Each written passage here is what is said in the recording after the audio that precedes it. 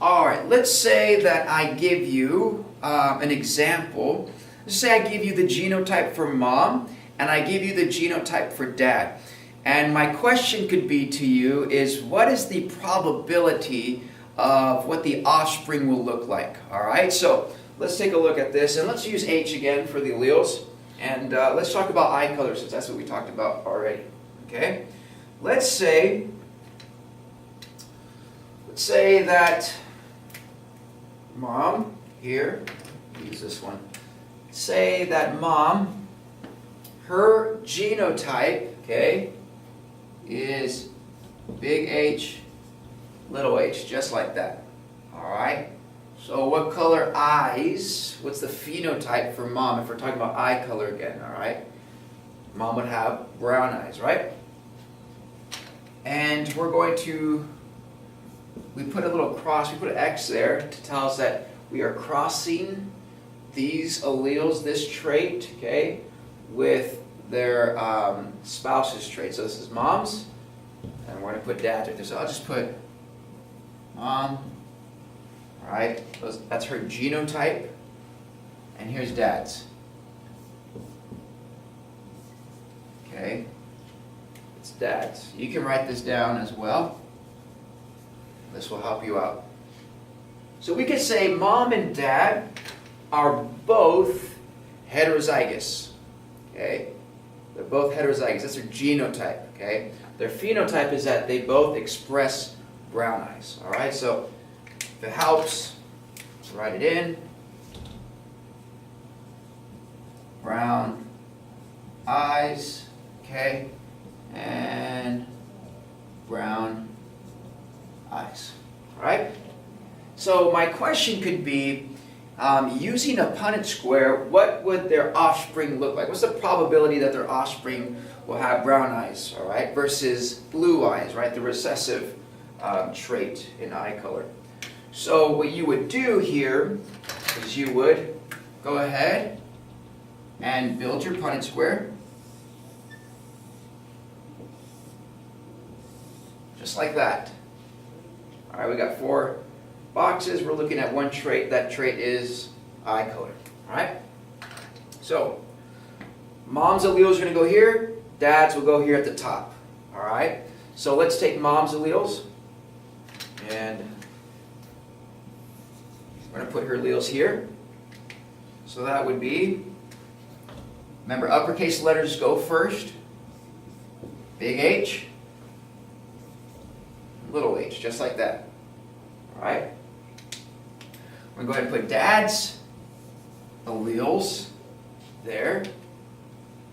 So, uppercase letters first, okay? Big H, little h, just like that.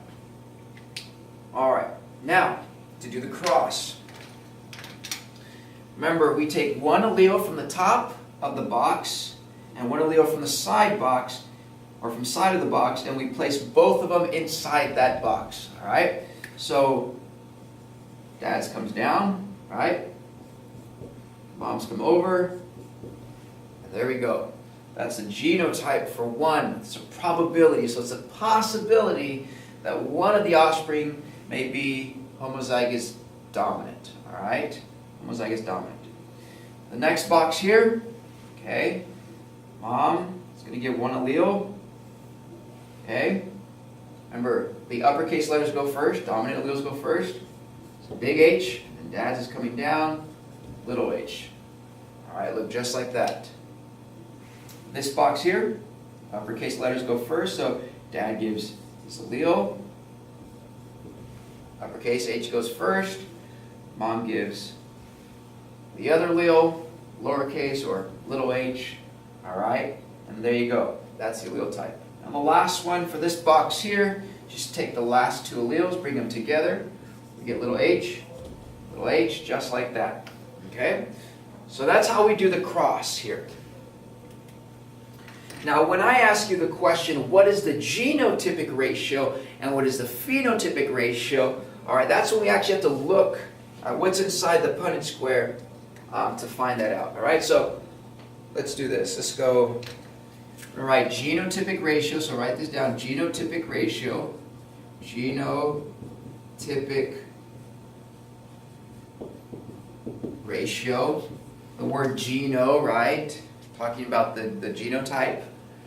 Genotypic ratio. Let's look at this together. So let me ask you this question. How many of the offspring have the probability, or in this box, just to say, how many of the offspring in this box have the genotype homozygous dominant? Big H, big H. 1, right? So that's the first part of the ratio.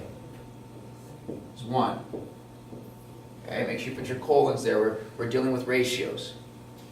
All right. How many of the offspring could possibly have the genotype big H, little h? So heterozygous. How many could possibly be heterozygous? Big H, little h. Big H, little h. Okay. 2. Okay, 2. So 1 to 2 so far. Maybe this might be confusing. Just go like this. There we go.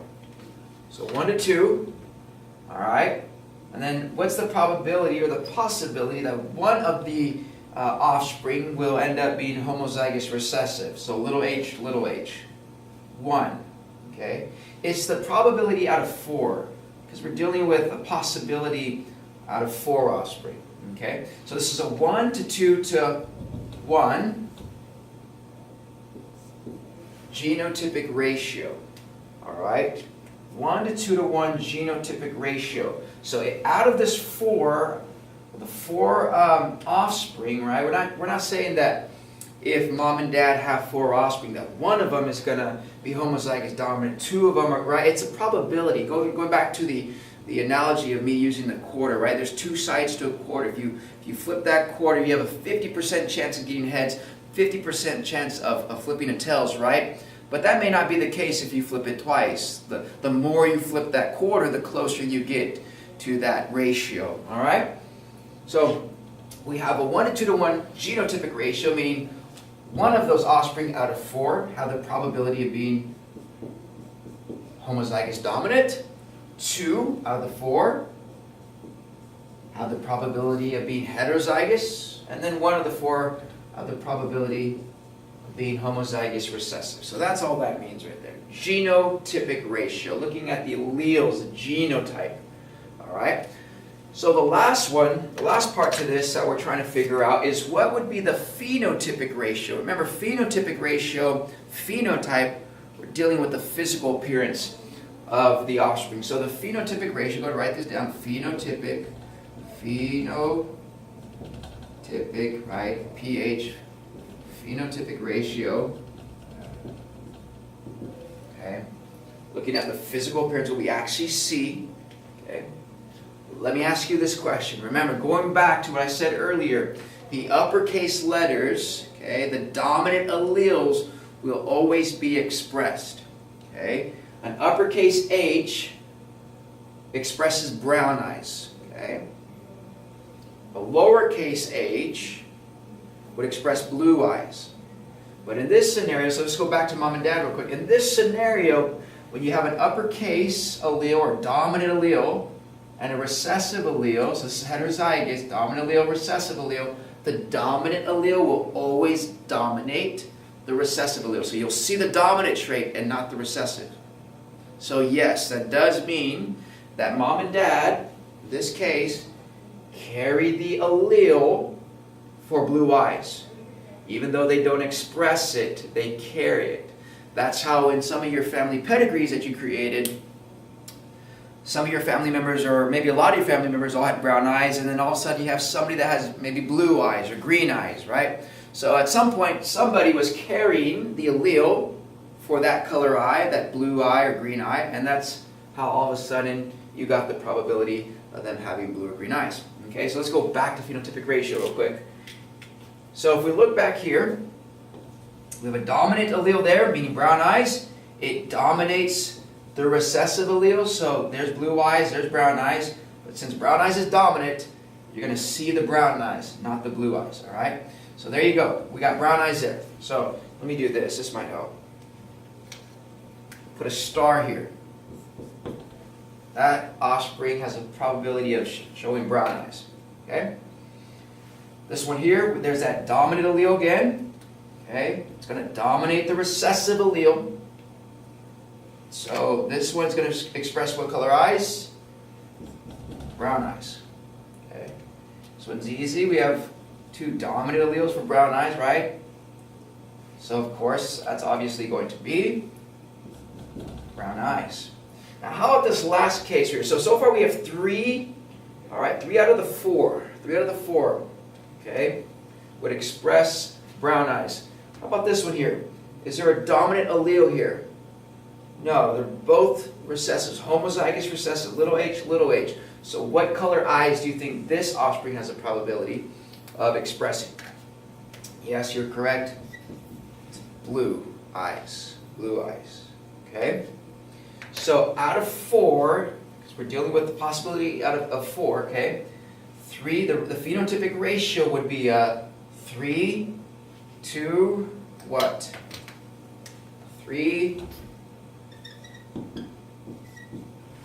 to 1 phenotypic ratio, okay? Or you can say that 75%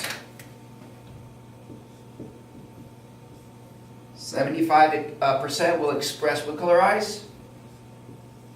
Brown eyes, okay?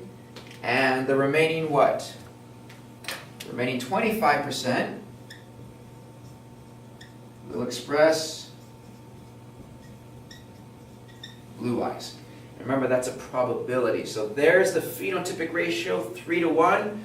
3 have the probability of showing brown eyes. 1 of the 4 has a probability of expressing blue eyes, or you can put into a percentage there.